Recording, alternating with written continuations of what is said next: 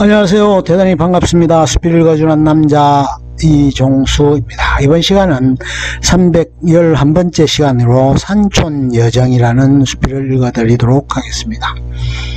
산촌여정, 성천기행중의 몇 절 이상, 1935년.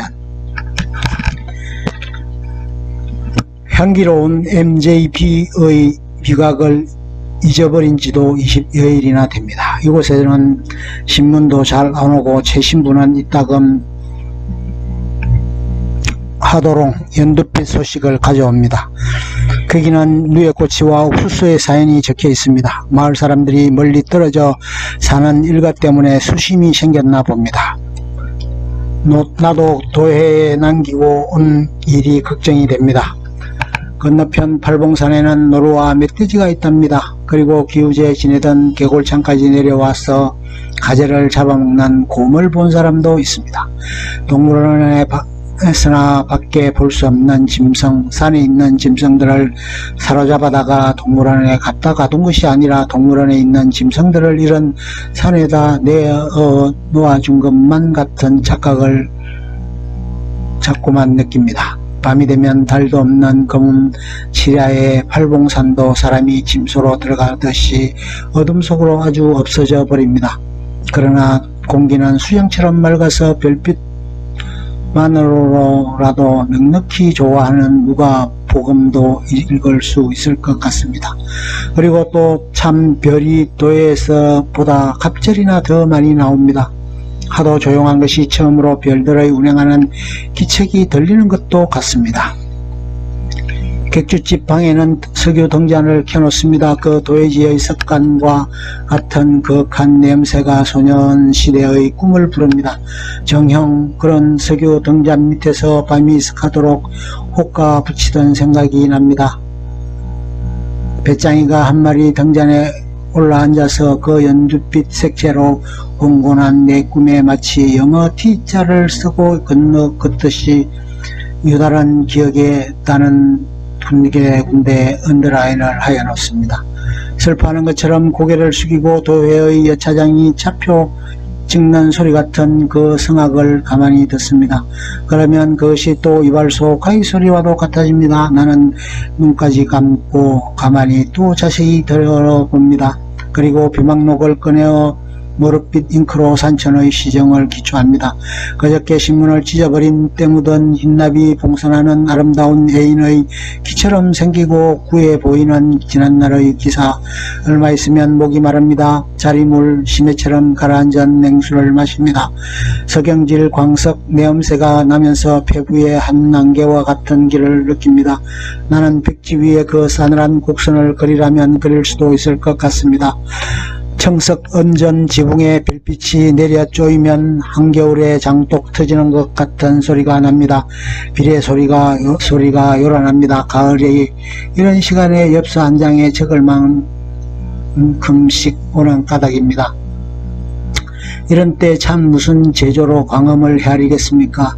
맥박 소리가 이 방안을 방째 시계로 만들어버리고 잠침과 단침의 나사못이 돌아가느라고 양짝 눈이 번갈아 간질간질합니다.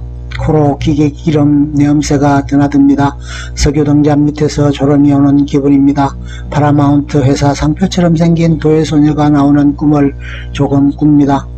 그러다가 어느 사이에 도예에 남겨두고 온 가난한 식구들을 꿈에 봅니다. 그들은 포로들의 사진처럼 나란히 늘었습니다. 그리고 내게 걱정을 시킵니다. 그러면 그만 잠이 깨어버립니다. 죽어버릴까 그런 생각을 하여 봅니다. 벽못에 걸린 다 헤어진 내 저고리를 쳐다봅니다. 서도 천리를 나를 따라 여기에 와 있습니다. 그려 등잔 심지를 돋우고 불을 켠 다음 비망록에 철필로 군청빛 모를 심어갑니다. 불행한 인구가 그 위에 하나하나 탄생합니다. 조밀한 인구가. 내일은 진종일 화초만 보고 놀리라. 탈지면에다 알코올을 묻혀서 온갖 근심을 무지르리라.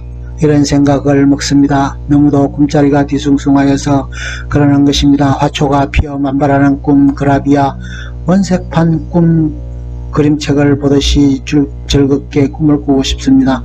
그러면 간단한 설명을 위하여 상쾌한 시를 지어서 7포인트 활자로 배치하는 것도 좋습니다. 도해에 화려한 고향이 있습니다. 활엽수만으로 된 산이 고향의 시각을 가려버린 이 산촌의 팔봉산 허리를 남는 철골 전주가 소식의 제목만을 부어로 전하는 것 같습니다.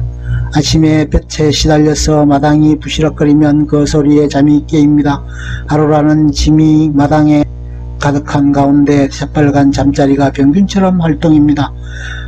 끄지 않고 잔 석유 등잔에 불이 그저 켜진 채 소실된 밤의 흔적이 낡은 조끼 단추처럼 남아 있습니다. 자기를 방문할 수 있는 요비링입니다. 지난밤의 체온을 방 안에 내어던진 채 마당에 놨으면 마당 한 모퉁이에는 화단이 있습니다. 불타오르는 듯한 맨드라미 꽃 그리고 봉사나 지하에서 빨아올리는 이 화초들의 정열에 호흡이 더워오는 것 같습니다. 여기 처녀 손톱 끝에 물들은 봉송화 중에도 흰 것도 섞였습니다. 흰 봉선화는 꼭두선이 빛으로 곱게 물듭니다. 수수광 울타리에 오렌지빛 유자가 열렸습니다. 땅콩 넝쿨과 어우러져서 세피아 빛을 배경으로 하는 일폭의 병풍입니다. 이 겉으로는 호박 넝쿨 그 소박하면서도 대담한 호박꽃에 스파르타식 꿀벌이 한 마리 앉아 있습니다. 농황색에 반영되어 세실 비 데일의 영화처럼 화려하며 황금색으로 치사합니다. 귀를 기울이면 르네상스 응접실에서 들리는 선풍기 소리가 납니다. 야채 사라다에 놓이는 아스파라갓 잎사귀 같은 또 무슨 화초가 있습니다. 객주집 아이에게 물어봅니다. 기상꽃 기생하란 말입니다. 무슨 꽃이 피나 지나무 비단꽃이 핀답니다. 선조가 지정하지 아니한 조세트 치마채 웨스트민스터 권련을 감아놓은 것 같던 도해의 기생의 아름다움을 연상하여 봅니다. 박하보다도 훈훈한 리글의 추임금 내음새 두꺼운 장부를 넘기는 듯한 그 입맛 다시는 소리. 그러나 아마 여기 필 기생꽃은 분명히 해원 그림에서 보는 것 같은, 혹은 우리가 소년시대에 보던 뜰뜰이 인력거에 홍일산 받던 지금은 지난날의 사파인 기행일 것 같습니다. 청둥호박이 열렸습니다. 호박꽃 꼬자리에 무시르떡 그 훅훅 끼치는 구수한 김에 쫓아서 정저 할아버지의 시골뜨기 망령들은 정월 초하룻날 한식날 오시는 것입니다. 그러나 저 국가 100년의 기반을 생각해 하는 넓직하고도 묵직한 안정감과 침착한 색채는 늑비구를 안고 뛰는 이 제너레이션의 젊은 용사의 굵직한 팔뚝을 기다리는 것도 같습니다. 유자가 읽으면 껍질이 벌어지면서 속이 삐져나온답니다. 하나를 따서 실 끝에 매달아 방에다가 걸어둡니다. 물방울 떨어지는 풍념한 미각 밑에서 연필같이 스쳐가여 가는 이 몸에 조금씩 살이 오르는 것 같습니다. 그러나 이 야채도 과실도 아닌 유머스러한 용적에 향기가 없습니다. 다만 세수빈 후에 한 겹씩 한 겹씩 해소되는 내 도해의 육향이 방 안에 배해할 뿐입니다. 팔봉산 올라가는 초경 입구에 모퉁이에 최송덕비 또 누구누구 아무개의 영세불망비가 항공 우편 포스터처럼 서 있습니다. 듣자니 그들은 다 아직도 생존하여 계시다 합니다. 우습지 않습니까? 교회가 보고 싶어졌습니다. 그래서 예루살렘 성역을 수말리 떨어져 있는 이 마을 농민들까지도 사랑하는 신 앞에서 회개하고 싶었습니다. 발길이 찬송과 소리 나는 곳으로 갑니다. 포플라 나무 밑에 염소 한 마리를 메어 놓았습니다. 그 식으로 수염이 났습니다. 나는 그 앞으로 가서 그 총명한 동공을 들여다봅니다. 셀룰로이드로 만든 정교한 구슬을 오브라드로 싼 것 같이 맑고 총명하고 깨끗하고 아름답습니다. 도색 문자위가 움직이면서 내 삼정과 오악이 부르지 못한 반상을 업신여기는 중입니다. 옥수수 밭은 일대 관병식입니다. 바람이 불면 갑주 부딪히는 소리가 우수수 납니다.